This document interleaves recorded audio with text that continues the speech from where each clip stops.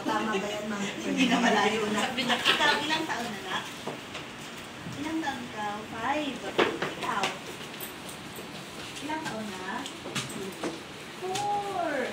Si katabi mo, anong ilang taon na siya? Ilang taon ikaw? Dad, upo ka na. Pwede kayong tabi ni Justin. Dad, tabi kayo. Dad, sa picture na po mo. Nabasa naman na. Alam mo na yung kwento? Alam mo na yung kwento nito?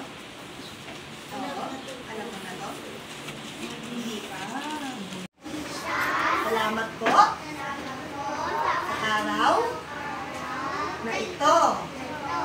Gabayan niyo po kami sa aming pag-aaral. Sa pangalan ni Jesus. Amen. Amen. Okay, sabihin nga po natin. Good morning, Teacher Johnny. Good morning, Teacher Johnny. Good morning, classmates. Good morning, classmates. Okay, so nandito tayo ngayon, mga anak, kasi merong isang magandang pulis na gustong bumisita sa atin.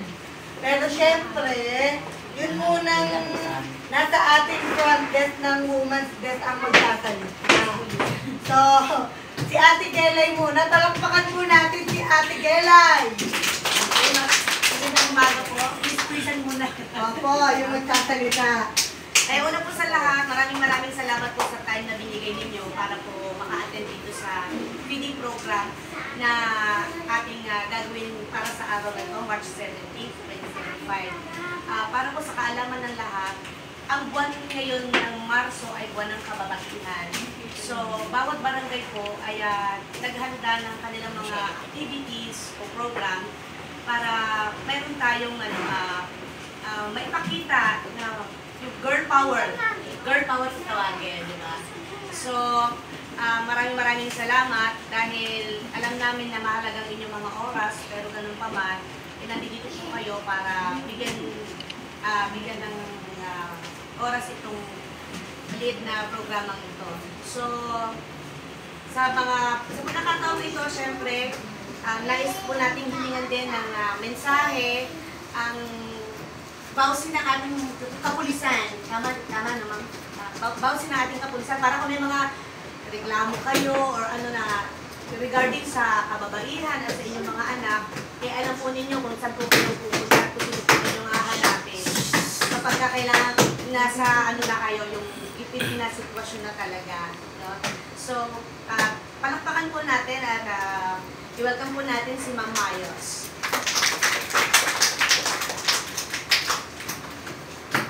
Magandang umaga sa inyong lahat.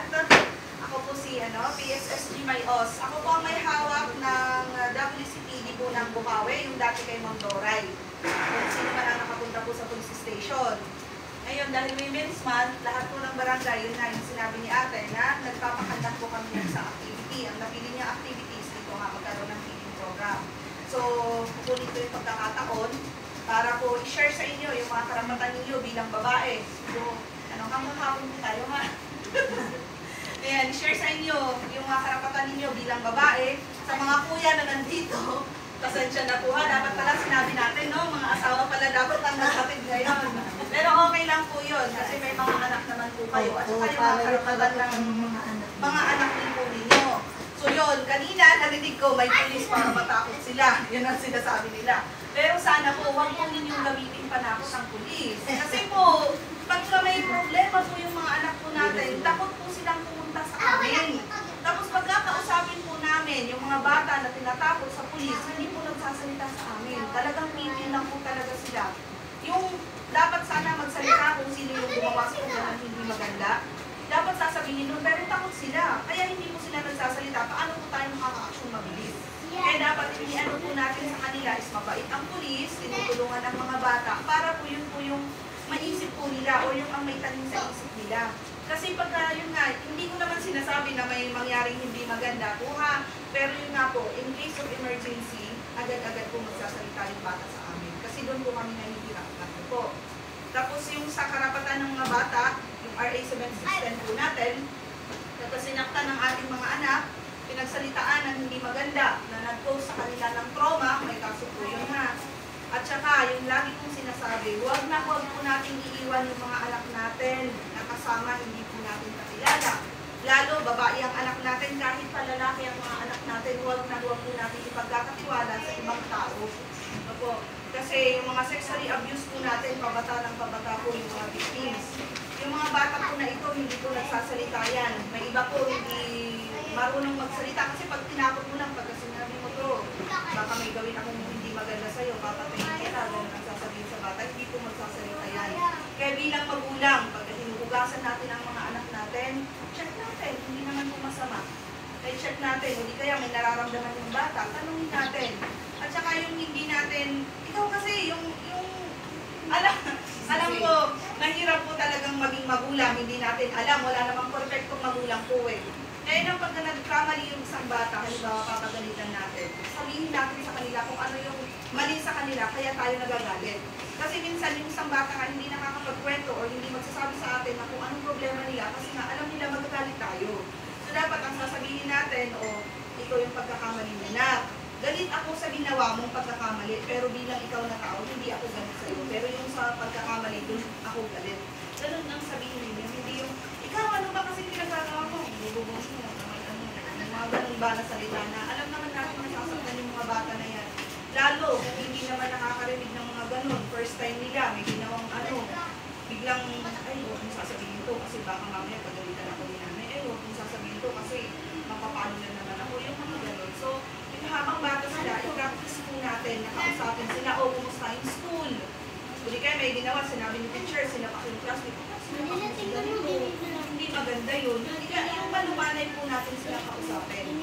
At tanungin kung ano yung mga problema nila. At subukan natin na yung mga bata is madali silang mag-open sa akin. Kasi mahirap po yung lagi kayong busy sa trabaho, hindi natin sila nabibigyan ng panahon na kausapin. Kasi minsan yun ang nagiging problema. Hindi naman ako nakausap ni mama. Takot ako kay mama kasi papaluin ako. Kaya hindi ako nagsabi. Hindi late na.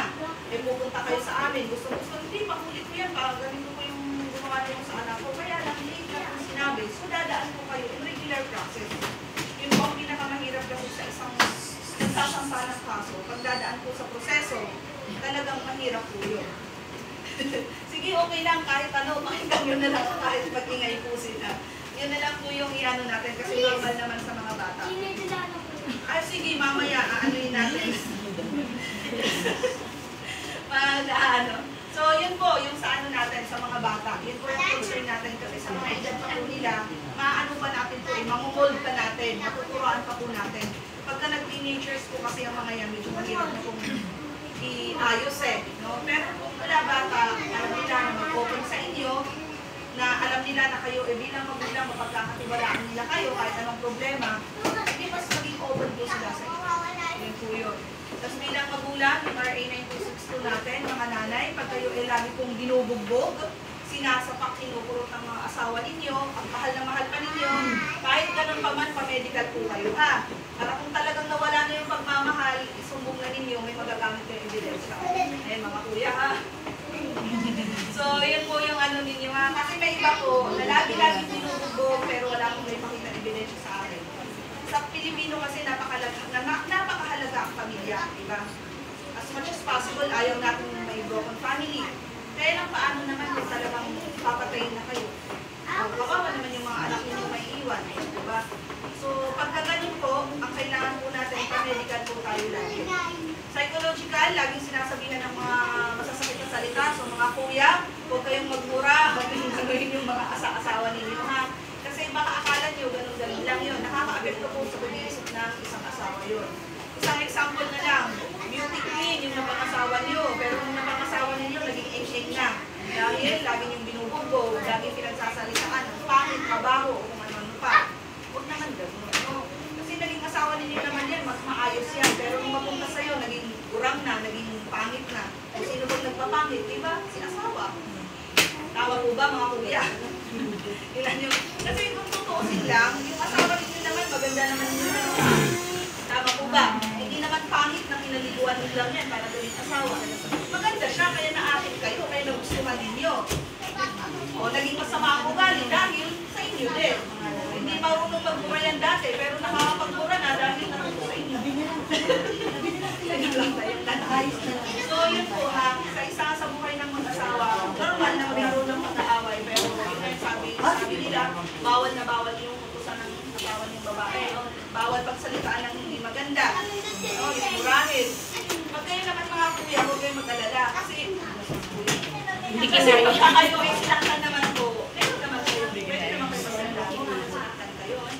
Meron namang tatanggap sa inyo. Pero yun na, ang usually kasi, ang nangyayari po kasi ang lalaki rin ng babae. So, yun po ha, yung mga nanay natin ha. May mga tanong kayo, pwede naman yung tanong si Ate Gay, or pwede kayo pumunta sa station. Ang pagtatanong po sa amin ay libre. Wala po kayong babayaran. Ang pagsasampa ng kaso din po ay libre. Ang babayaran lang po, pamasahin ninyo papunta, pa uwi, tapos yung gagamitin ninyo mga folder, tsaka bond paper, no? Hindi aabutin po ng libo-libo yung gagastusin ninyo kung gusto po talaga. Yun lang, maraming salamat sa pagbibigay ng time sa amin. Para makapagano na yung mga anak ninyo. Makapaglugaw na, no? So, yun lang po, maraming salamat. Ma'am, pwede po bago pag i-check mo na lahat.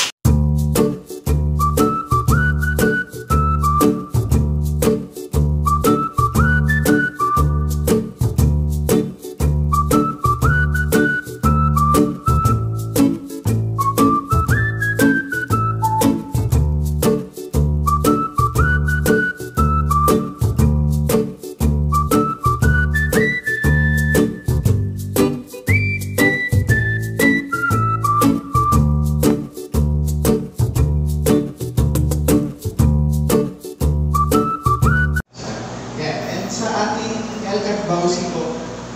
83 naman na po siya, no? Pero at least ma-improve pa po natin siya. Yan. So yung magiging flow po natin, and also kami mga assessors, pero kami din po itutulong kung paano pa po natin ma-improve yung ating delivery of services po sa ating mga student po. Yun lang po. Yan. Sir PM, baka may gusto po sabihin. Okay na po. So mag-proceed na po tayo sa table validation po. Yan. Maraming salamat po.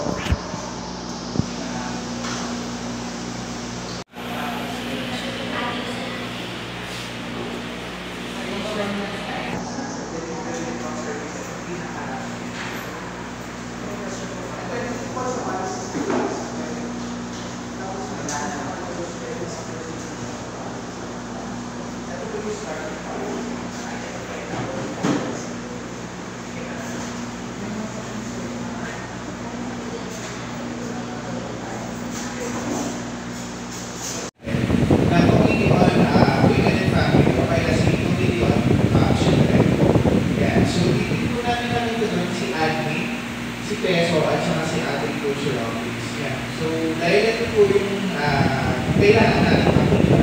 Since ito po yung nasa GMC na. So, dapat makita po natin kung nandun po sa GMC natin. Yeah. Pero, yeah. So, nilagay ko na siya ng 5 points po. Pero, sa reality po, 5 or 0 lang po kasi siya. Pero dahil may present naman po na ito. So, for improvement po nito, at least for 2025, na-reorganize po natin siya. Nakasama na po sila. For children representation in the CMCPC, 3 points na po nilagay na. Pero actual po, 1 point po siya. Bakit po? Nakita po dun sa documents na ang ating pagkandak ng election na hindi sa Children's Congress. Nag-special election lang po tayo for the selection ng Children's Representative. Yan. So dapat, para makuha po natin yung 5 points po noon, dun sa ito natin, kailangan po muna. Baka meron po ito, pero hindi lang natin sa nakita. So baka pwede i-upload na lang po natin yun. And attendance of members to the meeting. So meron naman po kami nakita. So recent naman po, 90%. Capacity for MCPC members, may mga certificates, may post-activity report. Unfortunately, hindi namin nakita or hindi na-i-present sa amin yung capacity. Pero po naman meron po yan. Yan. So, ito kasi activities. Yan. So, meron naman po na-present sa amin. Unfortunately, wala yung details po ng mga issues identified, kung bakit natin pinamata kung advocacy activities po natin. So, sana ma-i-present din po. And for budget, ay, mali po ito tayo lang. Go to store. Sa budget yung sa utilization lang po, yung pinintay namin, kasi kailangan po ng detailed accomplishment. Kailangan po yung ledger, yung ating actual accomplishment utilization po. System, 5 naman po yung binibig namin, pero dahil siguro printed yung naibigay sa amin, yung referral system, sobrang labo po. Hindi namin siya maintindihan kung sa readable po. Yeah, so yun po ang na-observe na ating mga kasama. For CNSP cases, provided with service referred, 5 naman po sa activated CIC.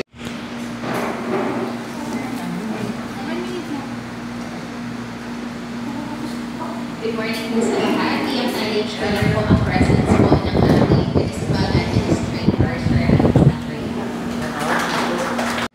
Sa organization, 5%, yung aming kabuhang 10%, meetings, 10%, policies, plans, and budget, that's 27%, accomplishment po, 35%, and last year po, municipality po about 80%, high function. Dito na namin bonus points dito, mga innovations. Pero kasama namin bonus points na nakuha po ng LGU last year doon sa 80%. So ngayon po, ito po yung ating pong mga naging findings. First, for the organization, doon po sa ating presented by the LGU. So okay naman po tayo as regards doon sa ating compliance with the JMC. Also, doon din po sa ating participation with the members ng ating pong committee doon po sa ating capital activities. So, we gave po the full point dito for the LGU. Siguro po, para po sa maayos natin po sa expanded membership po. So, we'd like to recommend, as what I have mentioned, ilagay po natin yung name na ating pong MPC judge doon po sa ating document po na ating pong dito.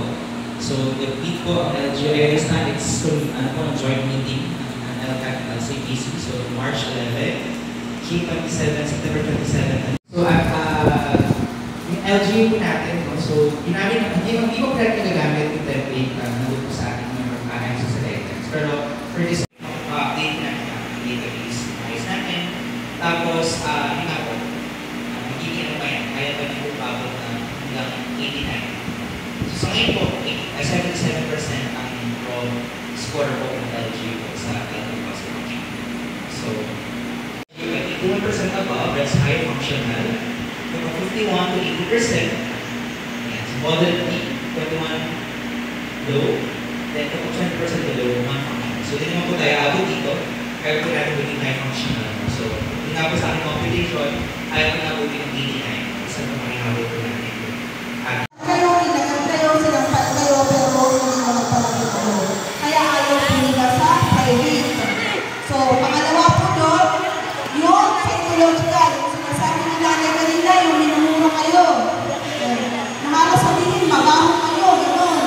Ano pang sinasabi sa inyo, pok-pok. Ano pa, ang pangit-pangit mo, katataba mo. Hindi nila alam sila naman nagtataba. Di ba ang gaganda natin, kung nakuha nila tayo, mas nagtumaba tayo, sasabihin ang katataba natin. Hindi kaya sa mga pumayat. Kasi yung mga pagkain, sa anak na. Halos hindi na kumakain, mas alam na hindi pakain sa anak. Di ba? So, either dahil pumayat kayo, kumaba kayo, pumangit kayo, sino ba ang dapat sisihin doon? Di ba sila? Dahil nung nakuha naman tayo, maayos naman tayo. Maganda tayo, nakuha nila, kaya nga gusto nila tayo. Di ba? Hindi lang landi ang meron tayo, ganda din syempre. Kaya tayo kagustuhan ng mga asawa natin. So, yun. Magsampahan ng kaso.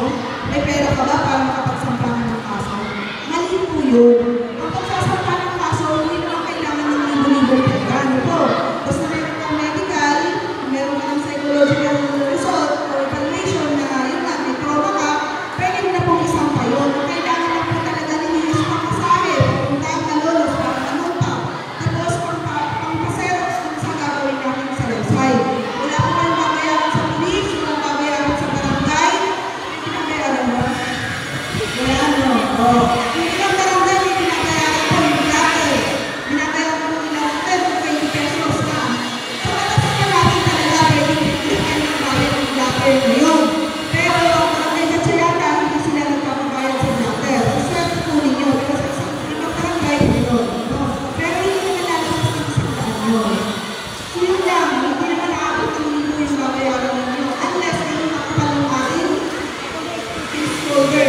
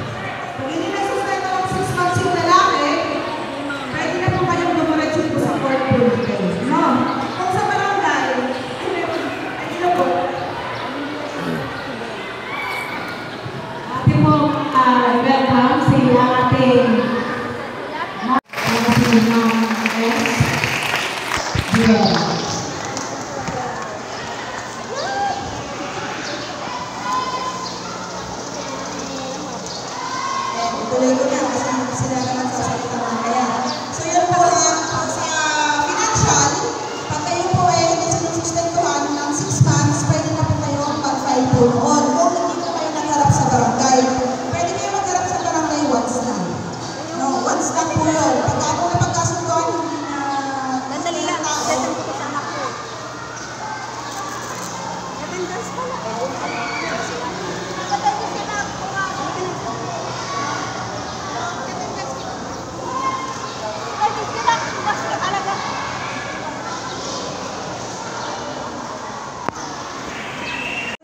financial. Ano ba ang makapal?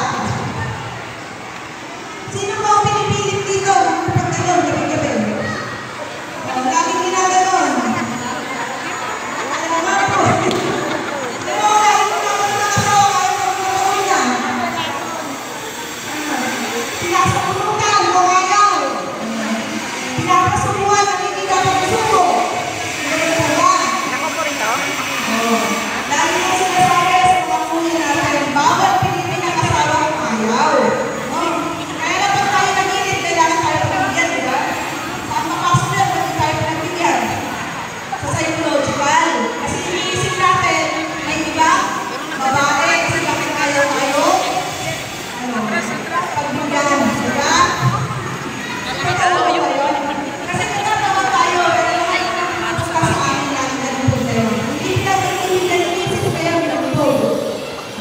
Kaya pinakalas mo sa kama.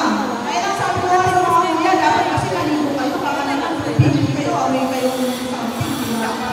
So yun, sa lalim sabi namin na meron pa yung mga lapal break na sinasabi. Yung po yung aking, ilan na, pang-apat na po. Yun po yun. O may dadating pa po ba kayo? Parang ano parang ako may dadagdag. Kasi yung iba may asawang kahuli mamagamit ng drugs. Kaya baka sa susunod na taon, baka may binuha ng lakas. RA9165 in relation to RA9262. Kasi kung ano mga cases na po, nakakamunin ko magkamit yung mga opo, wala pong bakas na ganun po. Kaya lagi po, yung mga may ganun problema, pinapasok po kayo sa ibang unit. Hindi na po ako mahawak pagka drugs po ang pinag-uusapan. So, yun. May mga tanong po ba sa mga sinabi ko? Kung tanong, may naisip kayo, pwede po sa mga bawsi natin. Bago ako magtapos, yun nga, sinasabi ko lagi, tayo kaming babae na kailangan ng lalaki. So, tayo kaming babae na nakakailangan ng lalaki. So, yun lang po, maraming salamat. At po, ating Alma Mendoza at ang ating Dati na naninig eh. Minsan meron namin yung asawa na tumitingin pa sa iba. Diba? Pero bakit tumitingin na sa iba? Kasi baka naman yung mga babae, hindi nakapagsuklay. Hindi nakapag-lipstick. No? Sa dami ng trabaho, naging lotion na. Eh si Mister, baka nasabi na po, matanda na yung asawa ko. Pero hindi tama. Hindi dahilan yun para papakita ng asawa ng lalaki. Mali yun.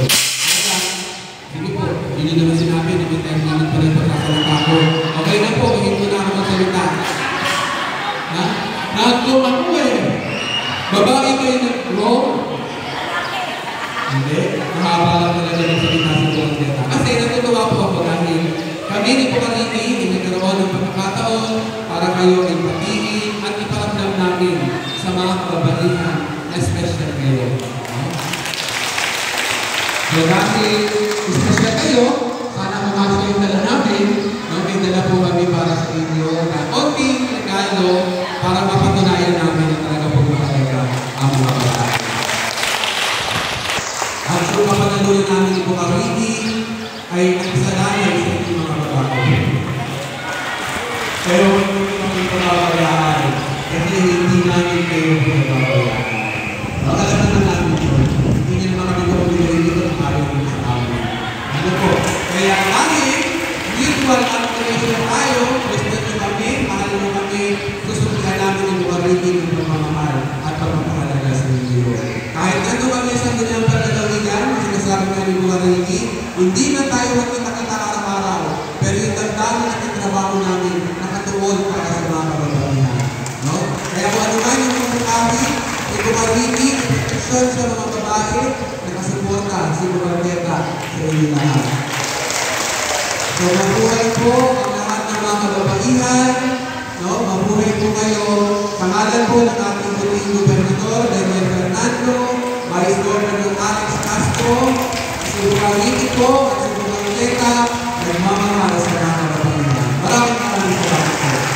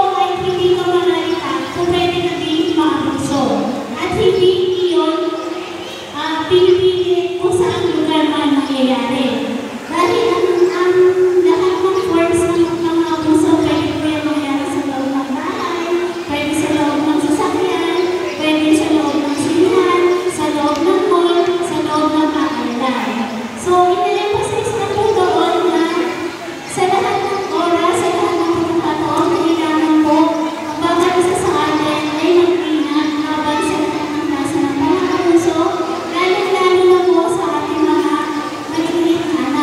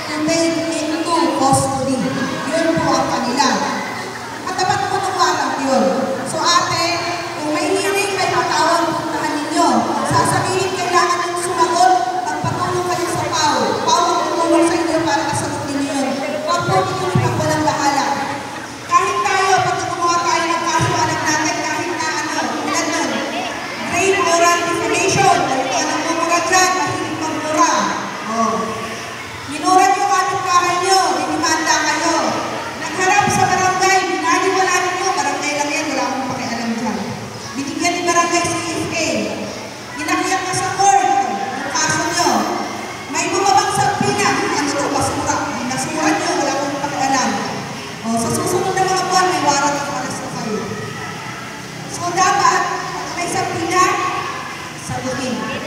May pau tayo, ha?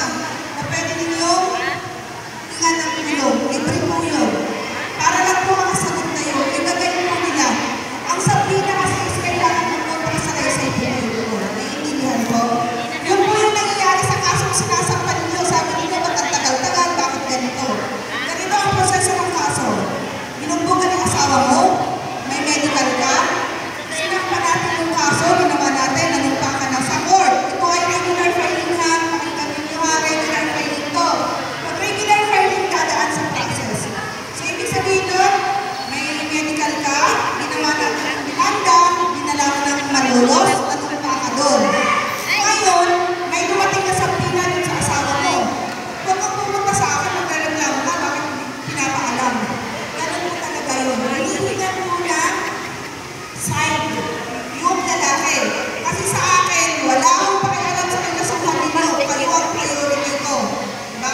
Kasi ako hindi kami nagpapakasundo. No? Kung ayaw ninyo, bilang kayo ang nagigtima, gusto ninyo, kaso.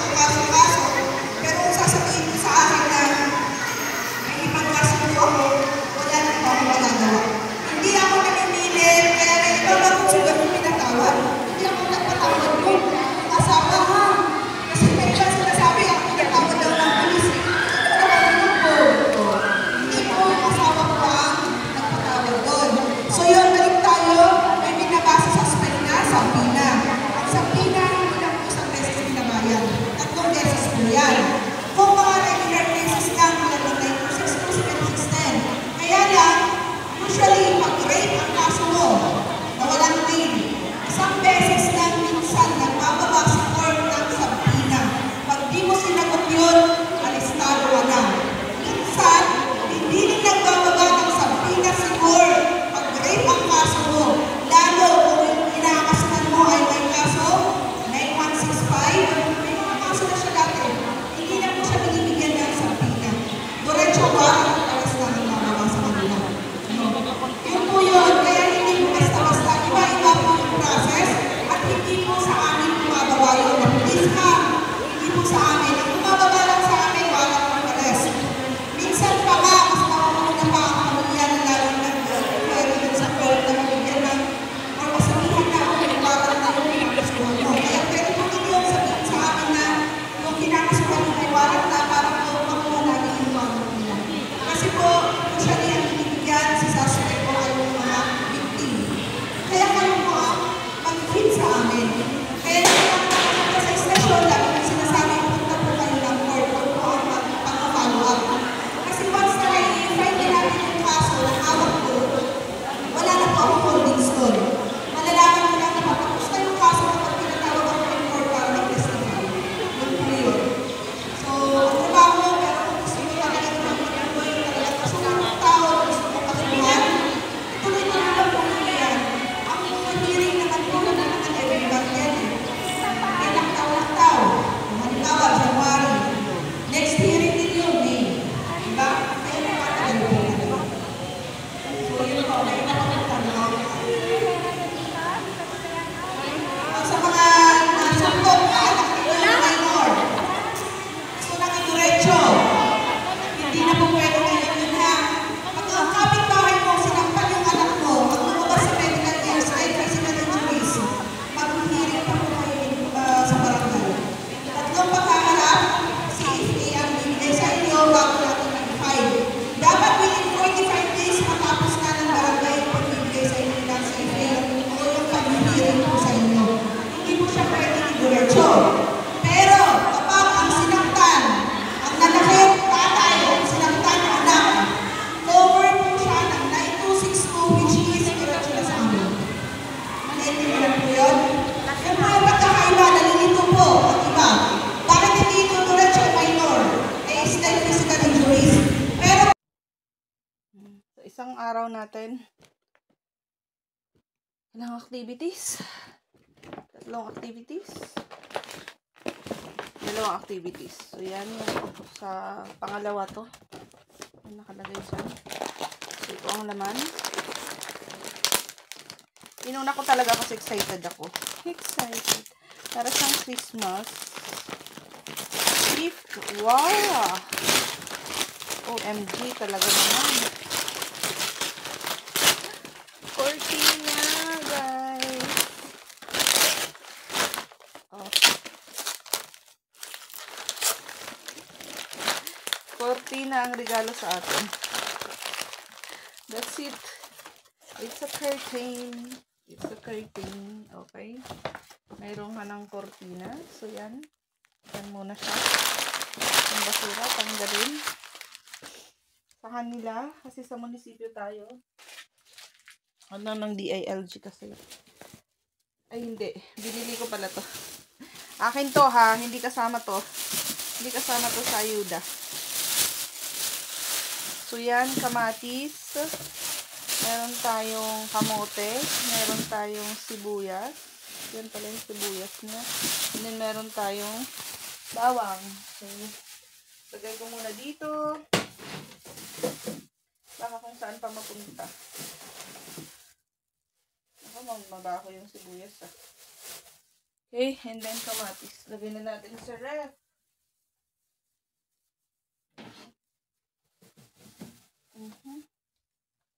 Nilalagay ba sa ref ang sibuyas? Then yung kamote pala. Nilalagay po ba sa ref yun? And then ito, isa pa. Bigay din nila. So, cover ko to, ha. Hindi tayo pwede yan. So, cover ko to. Huwag na lang yun. Kasama kasi kami sa binigyan. So, thank you so much. So much for everything. So, ito siya. It's, sabi ko na nga ba eh.